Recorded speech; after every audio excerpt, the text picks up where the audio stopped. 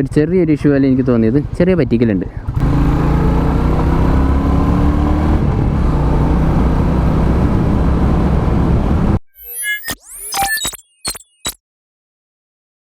Hello every one, എല്ലാവർക്കും എൻ്റെ മറ്റൊരു വീഡിയോയിലേക്ക് സ്വാഗതം. അപ്പോൾ ഇന്ന് നമ്മളുടെ കയ്യിൽ നമ്മുടെ റോയൽ എൻഫീൽഡിൻ്റെ ഏറ്റവും ലെജൻഡറി ആയിട്ടുള്ള ബുള്ളറ്റ് 350 ആണ്. അപ്പോൾ നമ്മുടെ 2023 എഡിഷൻ മോഡലാണ് ഇപ്പോൾ നമ്മുടെ കയ്യിലിരിക്കുന്നത്. അപ്പോൾ നമ്മുടെ മുന്നത്തേതിൽ നിന്ന് കുറച്ച് അധികം ചേഞ്ചസ് ഒക്കെ വരുത്തിയിട്ടാണ് നമ്മുടെ പുതിയ മോഡൽ ഇറക്കിയിരിക്കുന്നത്. ഏകദേശം നമ്മളുടെ ക്ലാസിക് 350 ഒക്കെ ആയിട്ട് സിമിലർ തന്നെയാണ്. ബട്ട് അഗൈൻ ആ ഒരു ബുള്ളറ്റ് 350യുടെ ആ ഒരു ലെഗസി നിലനിർത്താനും കൂടിയായിട്ടാണ് ഈ ഒരു മോഡൽ അവർ കൊണ്ടുവന്നിരിക്കുന്നത്. അപ്പോൾ ഞാൻ ഇതിൻ്റെ ഡിസൈൻ പാർട്ടിൽ നിന്ന് തന്നെ ആദ്യം തന്നെ തുടങ്ങാം. ഡിസൈൻ പാർട്ടി എന്ന് തുടങ്ങുമ്പോൾ നമ്മൾ ആദ്യം തന്നെ സ്റ്റാർട്ട് ചെയ്യുന്നത് ഇതിൻ്റെ ഫ്രണ്ടിൽ നിന്നാണ്. അപ്പോൾ നമ്മളുടെ ആ ഒരു ബുള്ളറ്റ് എന്ന ആ ഒരു വണ്ടിയുടെ ലെജൻഡറി ഒരു ലുക്കാണ് നമുക്ക് ഇതിനകത്തുള്ളത്. ആ ഒരു സെയിം ലുക്സ് അതേപോലെ തന്നെ അവർ നിലനിർത്തിയിട്ടുണ്ട്. വേറെ എക്സ്ട്രാ ഫിറ്റിങ്സോ എക്സ്ട്രാ ചേഞ്ചസോ കാര്യങ്ങളൊന്നും വരുത്താതെ തന്നെയാണ് ആ ഒരു മോഡൽ അവർ ഇറക്കിയിരിക്കുന്നത്. അപ്പോൾ നമുക്ക് ഫ്രണ്ടിൽ തന്നെയായിട്ടൊരു ക്ലിയർ ഗ്ലാസ്സോട് കൂടിയിട്ടുള്ള ഒരു ഹെഡ് ലാമ്പ്സ് ആണ് വരുന്നത്. LED ലൈറ്റ്സ് അല്ല, നമുക്ക് ആ ഹാലജൻ ലൈറ്റ്സ് തന്നെ തന്നിരിക്കുന്നത്. അത്യാവശ്യം ഈ ഒരു മുന്നത്തെ സെയിം നമ്മുടെ ക്ലാസിക്കുള്ള അതേ ഹാലജൻ ലൈറ്റ്സ് ആണ് എന്നുണ്ടെങ്കിൽ വളരെ നല്ലൊരു വിസിബിലിറ്റി ഉള്ള ലൈറ്റ്സ് കൂടിയാണ് ഈ ഒരു ഹാലജൻ ലൈറ്റ്സ് എന്ന് പറയുന്നത്. അത്യാവശ്യം നല്ല പെർഫോമൻസ് ഈ ഒരു ഹാലജൻ ലൈറ്റ്സ് തന്നെ തരുന്നതാണ്. നമുക്ക് LED ആവശ്യം ഒന്നും തന്നെ വരുന്നില്ല. ആൻഡ് ഓക്സിലറി ലാമ്പ്സിൻ്റെ ആവശ്യവും വളരെ തന്നെ കുറവാണ്. അത്യാവശ്യം നല്ല പെർഫോമൻസുള്ള ഒരു ഹാലജൻ ലാമ്പ്സ് ആണ് നമുക്ക് ഈ ഒരു വണ്ടിക്ക് കിട്ടുന്നത്. ആൻഡ് നമുക്കൊരു 35mm സസ്പെൻഷനാണ് ഈ ഒരു ഭാഗത്ത് വരുന്നത്. ആൻഡ് ഈ ഒരു സൈഡിലേക്ക് വരുമ്പോൾ നമ്മുടെ ടാങ്കിലുള്ള ആ ഒരു റോയൽ ബാഡ്ജിങ് ആണ് നമുക്ക് ഇവിടെ റോയൽ എൻഫീൽഡ് എന്ന് പറഞ്ഞാൽ നമുക്ക് തന്നിരിക്കുന്നത്. അത്യാവശ്യം നല്ലൊരു ക്വാളിറ്റിയിൽ തന്നെ ആ ഒരു ബാഡ്ജിങ് കാര്യങ്ങളൊക്കെ ചെയ്തിട്ടുണ്ട്. ഈ സൈഡിലേക്ക് വരുമ്പോൾ നമുക്ക് ബുള്ളറ്റ് 350യുടെ ആ ഒരു ബാഡ്ജിങ് കൂടിയും കാണാം. പിന്നെ ലുക്സിലൊരു മാറ്റം പിന്നെ നമുക്ക് തോന്നാൻ പോകുന്ന ആ ഒരു ഫ്രെയിംസിൻ്റെ ഇതിനകത്താണ്. വണ്ടിയുടെ ഈ ഒരു ഫ്രെയിം അല്ലെങ്കിൽ ഒരു ഷാസിയുടെ ആ ഒരു ഇത് മാറിയിട്ടുണ്ട്. അതായത് നമ്മുടെ മുന്നത്തെ ക്ലാസിക് 350 ട്രൈ ചെയ്ത് സക്സസ്ഫുൾ ആയിട്ടുള്ള ആ ഒരു വൈബ്രേഷൻ കുറയ്ക്കാനൊക്കെ ആയിട്ട് പുതിയൊരു ഫ്രെയിം അവർ ഇൻട്രൊഡ്യൂസ് ചെയ്യണ്ടായി. ഏകദേശം സെയിം ടൈപ്പ് ഓഫ് ഫ്രെയിമാണ് നമുക്ക് ഇതിനകത്ത് കൊണ്ടുവന്നിരിക്കുന്നത്. വൈബ്രേഷൻ കാര്യങ്ങളൊക്കെ ഞാൻ കംഫർട്ടിൻ്റെ ഇത് പറയുമ്പോൾ കുറച്ചുകൂടി വ്യക്തമായിട്ട് പറയാം. ആൻഡ് ഇങ്ങോട്ടേക്ക് വരുമ്പോൾ നമുക്ക് പുതിയതായിട്ട് ഇൻട്രൊഡ്യൂസ് ചെയ്തിരുന്ന ആ ഒരു എക്സോസ്റ്റ് തന്നെയാണ് ഇതിനകത്തേക്ക് കൊണ്ടുവന്നിരിക്കുന്നത്. അത്യാവശ്യം നല്ല പഞ്ചി സൗണ്ടൊക്കെ ഉള്ള അവിടെ ആ ഒരു ബുള്ളറ്റിൻ്റെ ഒരു സിഗ്നേച്ചറൊക്കെ കീപ്പ് ചെയ്യാൻ പാകത്തിനുള്ളൊരു എക്സോസ്റ്റാണ് ഇതെന്ന് പറയുന്നത്. അത്യാവശ്യം നല്ല ലൗഡായിട്ടുള്ള എക്സോസ്റ്റ് തന്നെയാണ്. ഭയങ്കര ലൗഡല്ല, ബട്ട് നമുക്ക് എൻജോയ് ചെയ്യാൻ പറ്റുന്ന തരത്തിലുള്ളൊരു ലൗഡ്നെസ് ഉള്ള എക്സോസ്റ്റാണ് ഇതിനകത്തുള്ളത്. ഇനി ബാക്കിലേക്ക് വരികയാണെങ്കിൽ നമ്മളുടെ ക്ലാസിക് 350 കണ്ടിട്ടുള്ള പോലത്തെ ആ ഒരു പുതിയ ടൈപ്പ് ഓഫ് ടെയിൽ ലൈറ്റ്സ് ആണ് നമുക്ക് ഇതിനകത്ത് വരുന്നത്. ഇൻ മൈ പേഴ്സണൽ ഒപ്പീനിയൻ എനിക്ക് ആ ബുള്ളറ്റിൻ്റെ ഒരു പഴയ ഒരു ടെയിൽ ലൈറ്റ് തന്നെയാണ് എനിക്ക് ഇത്തിരി കൂടി ഇഷ്ടം. ഇത് കുറച്ചുകൂടി വണ്ടി സോഫ്റ്റ് ആക്കിയോ എന്നൊരു തോന്നൽ. അതായത് നല്ല സ്ട്രോങ് ആയിട്ടുള്ളൊരു ലുക്സാണ് നമ്മളുടെ ബുള്ളറ്റ് എന്ന് പറയുമ്പോൾ നമ്മുടെ മനസ്സിലേക്ക് വരും. അപ്പോൾ ഈ ഒരു ടെയിൽ ലൈറ്റ് ഇത്തിരി സോഫ്റ്റ് ആക്കിയോ വണ്ടി എന്നുള്ളൊരു ഫീൽ എനിക്ക് തോന്നിച്ചു. നിങ്ങളുടെ അഭിപ്രായം എന്താണെന്നുള്ളത് താഴെ കമൻറ്റ് ബോക്സിൽ പറയാം. ആൻഡ് പിന്നെ മറ്റൊരു ലുക്സിലുള്ള ചേഞ്ച് എന്ന് പറയുന്നത് നമ്മുടെ സീറ്റാണ്. സീറ്റ് അത്യാവശ്യം സിംഗിൾ സീറ്റ് ആയിട്ടുള്ള നല്ല വൈഡ് ആയിട്ടുള്ളൊരു സീറ്റ്സാണ് തന്നിരിക്കുന്നത്. ഇനി വണ്ടിയുടെ ഇലക്ട്രോണിക്സിനെ പറ്റി പറയുകയാണെങ്കിൽ നമുക്ക് ഫ്രണ്ടിൽ നിന്ന് തന്നെ സ്റ്റാർട്ട് ചെയ്യുമ്പോൾ നമുക്കൊരു സിംഗിൾ ചാനൽ ABS ആണ് നമുക്ക് ഈ ഒരു വണ്ടിയിൽ വരുന്നത്. ബൈബ്രയുടെ ബ്രേക്കിംഗ് സ്റ്റോൺ നമുക്ക് ഫ്രണ്ടിൽ വരുന്നത്. പിന്നെ അവളുടെ ലൈറ്റ്സും കാര്യങ്ങളെല്ലാം തന്നെ ഹാലജൻ ലൈറ്റ്സ് ആണ് വരുന്നത്. LED ലൈറ്റ്സോ കാര്യങ്ങളൊന്നും തന്നെ വരുന്നില്ല. ഹാലജൻ ആയിട്ടുള്ള ആ ഒരു ക്ലാസിക് സംഭവങ്ങൾ തന്നെയാണ് ഇതിനകത്ത് പ്രൊവൈഡ് ചെയ്യുന്നത്. മറ്റൊരു ഇലക്ട്രിക് ചേഞ്ച് എന്ന് പറയുന്നത് നമ്മളുടെ മീറ്റേഴ്സാണ്.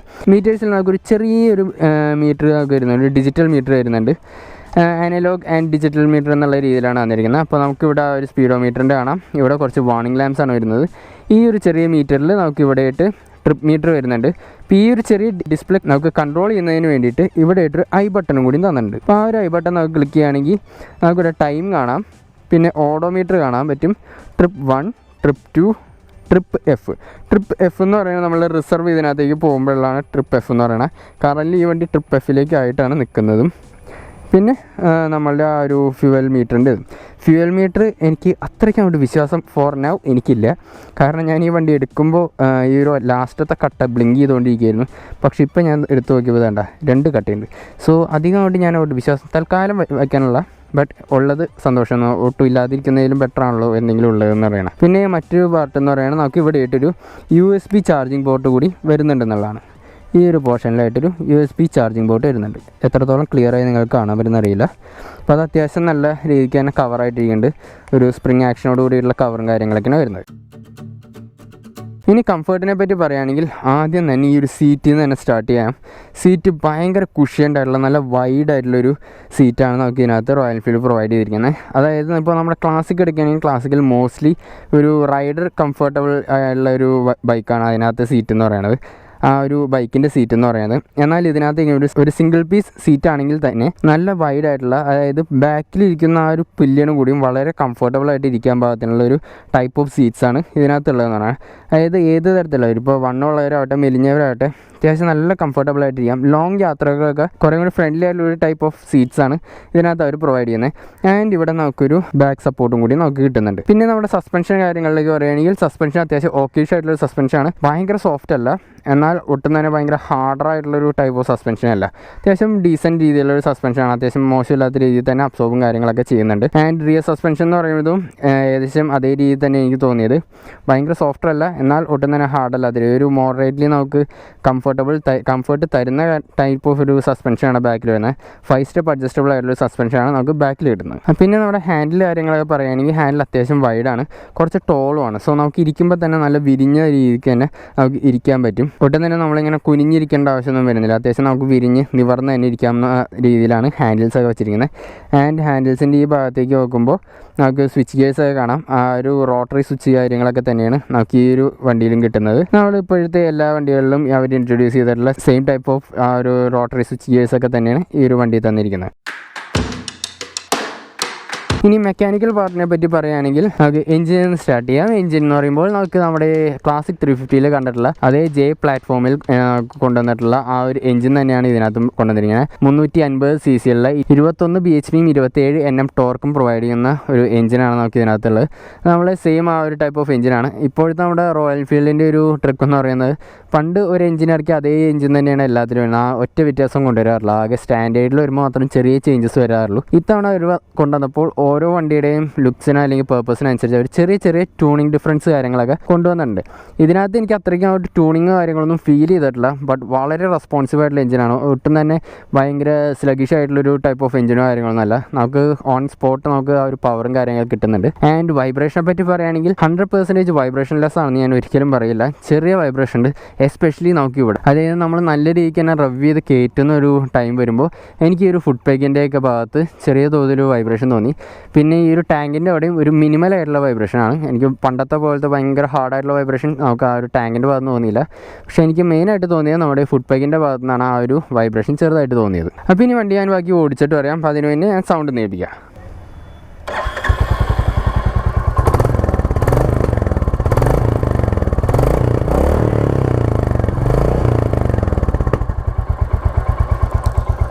യെസ്, ആ ഒരു പഞ്ചൊക്കെയുള്ള നല്ലൊരു എക്സോസ്റ്റാണ് ഇതിനകത്ത് തോന്നിയത്. ഇടയ്ക്കൊക്കെ ഒരു പോപ്സ് ആൻഡ് ബാങ്സ് ഒക്കെ നമുക്ക് കേൾക്കാൻ പറ്റും. അപ്പോൾ ഇനി കയറിയിരിക്കുമ്പോൾ തന്നെ ആദ്യം തന്നെ പറയാനുള്ള വണ്ടിയുടെ വെയിറ്റാണ് അത്യാവശ്യം ഹെവിയാണ്. ഇത് ഭയങ്കര എന്താ പറയുക, ഒട്ടും തന്നെ യൂസർ ഫ്രണ്ട്ലി അല്ല എന്നല്ല, എന്നാലും വണ്ടി ഹെവിയാണ്. ഒരു ബിഗിനേഴ്സൊക്കെ നോക്കുകയാണെങ്കിൽ ചിലപ്പോൾ ഒരു ചെറിയൊരു ബുദ്ധിമുട്ട് ഇനീഷ്യൽ സ്റ്റേജിൽ തോന്നിയേക്കാം. ആൻഡ് സീറ്റ് ഹൈറ്റൊക്കെ നോക്കുകയാണെങ്കിൽ ഒരു 805 mm സീറ്റ് ഹൈറ്റാണ് നമുക്ക് വരുന്നത്. എൻ്റെ ഹൈറ്റ് എന്ന് പറയുന്നത് ഒരു 5.8 5.9 ആണ്. എനിക്ക് അത്യാവശ്യം പ്ലാന്റഡ് ഫുട്ടാണ്. ബട്ട് സ്റ്റിൽ ഇതൊരു ചെറിയൊരു സ്ലോപ്പുള്ളൊരു പോർഷനാണ്. അപ്പോൾ എന്നാലും എനിക്ക് ഇനീഷ്യൽ സ്റ്റേജിൽ ഞാൻ നോക്കുമ്പോഴൊക്കെ എനിക്ക് ഒരു ഫ്ലാറ്റ് ഫുട്ട് തന്നെ കിട്ടി. ഞാൻ റോഡിലേക്ക് എത്തുമ്പോൾ ഞാൻ ജസ്റ്റ് ഒന്ന് കാണിച്ചു തരാം. അത്യാവശ്യം കംഫർട്ടബിളായിട്ട് തന്നെ ഇരിക്കാം. ആൻഡ് സീറ്റ്സ് സൂപ്പർ കംഫർട്ടാണ്. നല്ല കുഷനിങ് ആയിട്ടുള്ള സീറ്റ്സാണ്. Back on roads. അപ്പോൾ റോഡിലുള്ള എനിക്ക് പ്ലാന്റഡ് ഫുഡ് തന്നെയാണ്. എനിക്ക് വലിയ ഇഷ്യൂ കാര്യങ്ങളൊന്നുമില്ല. ഒരു 5.5 ആയിട്ടുള്ളവർക്കൊക്കെ മേ ബി പ്ലാന്റഡ് ഫുഡ് ചിലപ്പോൾ കിട്ടിയില്ലെന്ന് വരും. എന്നിരുന്നാലും വലിയ ഇഷ്യൂ ഒന്നും ഹൈറ്റിൻ്റെ പേരിൽ നമുക്ക് കിട്ടാൻ ചാൻസ് ഇല്ല. ആൻഡ് ഞാൻ നേരത്തെ പറഞ്ഞ മീറ്ററിൻ്റെ ആ ഒരു ബ്ലിങ്കിങ് കണ്ട, ഇതാണ് ഈ ഒരു മീറ്ററിൻ്റെ ഒരു ചെറിയൊരു ഇഷ്യൂ അല്ല എനിക്ക് തോന്നിയത്. ചെറിയ പറ്റിക്കലുണ്ട്. അപ്പോൾ നമുക്ക് ചെറുതായിട്ട് വലിച്ചെടുക്കാം. ഓക്കെ,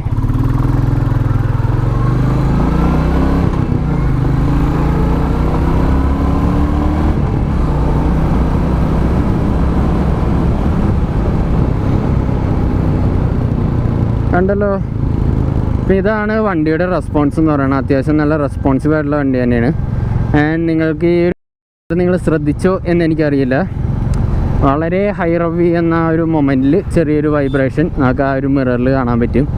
വളരെ മിനിമലായിട്ട്. അത്യാവശ്യം നല്ലപോലെ റവ് ചെയ്യുമ്പോഴാണ് ഇപ്പോൾ ഞാൻ അത്രയും അവിടെ റവ് ചെയ്തിട്ടില്ല.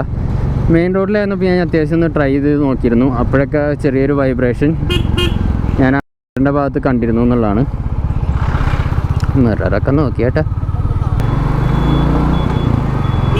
ഇനി വണ്ടിയുടെ ടേണിങ് റേഡിയസിനെ പറ്റി പറയുകയാണെങ്കിൽ അത്യാവശ്യം നല്ല രീതിക്ക് തന്നെ വളച്ച് എടുക്കാൻ പറ്റും. ഭയങ്കര എന്താ പറയുക, ഒരു ഹെവി ടേണിങ് റേഡിയസ് ആണെന്ന് ഞാൻ പറയില്ല. അത്യാവശ്യം ആവറേജ് രീതിയിൽ നമുക്ക് ഒരു ഒട്ടും കുറവല്ലാത്ത രീതിക്കുള്ള ടേണിങ് റേഡിയസ് നമുക്ക് ഈ ഒരു വണ്ടിക്കുണ്ട്. സോ നമുക്കൊരു ഹാർഡ് ടേണും കാര്യങ്ങളൊക്കെ ആണെങ്കിലും അത്യാവശ്യം ഡീസൻ്റായിട്ട് നമുക്ക് വളച്ചെടുക്കാം. ചെറിയ വഴികളിലൊക്കെ മേ ബി വൺസ് നമുക്കൊന്ന് ബാക്കിലേക്കൊന്ന് തള്ളേണ്ടി വന്നേക്കാം.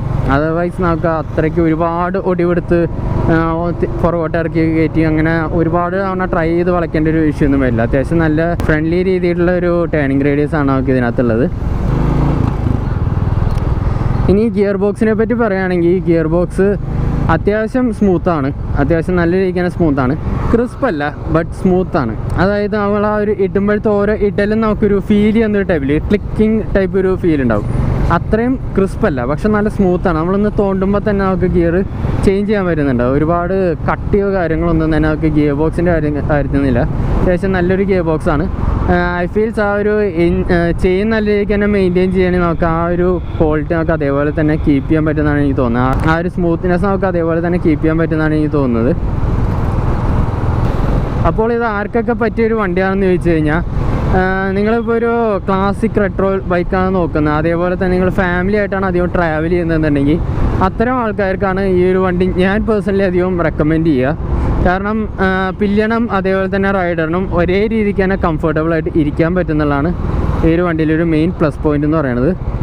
അത്യാവശ്യം നല്ല കുഷ്യൻഡ് ആയിട്ടുള്ളൊരു സീറ്റ്സാണ് ഇതിനകത്ത് വരുന്നത്. ആൻഡ് റൈഡിങ് പോസ്റ്ററും അത്യാവശ്യം ഫ്രണ്ട്ലി ആയതുകൊണ്ട് തന്നെ നമുക്കൊരു മടുപ്പോ കാര്യങ്ങളൊന്നും പെട്ടെന്ന് ടയർഡാവുന്ന ഇഷ്യൂസോ ഒന്നും തന്നെ തോന്നാനുള്ള ചാൻസ് ഇല്ല. പിന്നെ ആകെ ഒരു ഇതെന്ന് പറയുന്നത് വണ്ടിയുടെ വെയിറ്റാണ്. അത് നമ്മളൊന്ന് യൂസ്ഡ് ആവേണ്ടതുണ്ടെന്നുള്ളതാണ് എൻ്റെ ഒരു അഭിപ്രായം. ഒരു മാരക ഹെവി എന്ന് ഞാൻ പറയില്ല, ഹെവി ആണ്, ബട്ട് നമുക്ക് മാനേജ് ചെയ്യാവുന്നൊരു ടൈപ്പ് ഓഫ് വെയിറ്റ് കാര്യങ്ങൾ ഈ വണ്ടിക്ക് വരുന്നുള്ളൂ. അപ്പോൾ നമുക്ക് ഈ വണ്ടി പ്രൊവൈഡ് ചെയ്യുന്നത് നമ്മളുടെ ആലുവയിലുള്ള അർബൻ ലോക്കോമോട്ടീവ് റോയൽ എൻഫീൽഡാണ് നമുക്ക് ഈ ഒരു വണ്ടി പ്രൊവൈഡ് ചെയ്തിരിക്കുന്നത്. അപ്പോൾ അവരുടെ ഡീറ്റെയിൽസും കോൺടാക്ട് നമ്പേഴ്സൊക്കെ ഞാൻ ഡിസ്ക്രിപ്ഷൻ ബോക്സിൽ കൊടുത്തേക്കാം. അപ്പോൾ ടെസ്റ്റ് ഡ്രൈവ് കാര്യങ്ങൾക്കൊക്കെ അവരെ കോൺടാക്ട് ചെയ്താൽ മതി. അപ്പോൾ ഇത്രയൊക്കെ തന്നെയാണ് ഈ വണ്ടിയെ പറ്റി പറയാനുള്ളത്. കൂടുതൽ എന്തെങ്കിലും ഡൗട്ട്സ് കാര്യങ്ങൾ നിങ്ങൾക്ക് താഴെ കമൻറ്റ് ബോക്സിൽ പറയാം. അപ്പോൾ മറ്റൊരു വീഡിയോ വരാൻ കഴിയുന്ന പ്രതീക്ഷയോടെ M J and Al catch you next one. Bye by.